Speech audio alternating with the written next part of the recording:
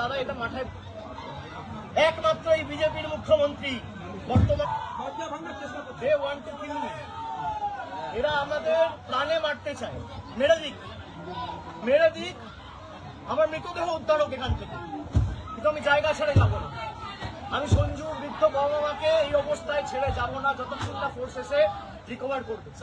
আমাদের এখানে যারা প্রতিনিধিরা রয়েছে আমি বলবো থানায় আবার ফোন করো, মেসেজ করো, ফোর্সের জন্য রিকোয়েস্ট করো, ফোন করো, মেসেজ করো।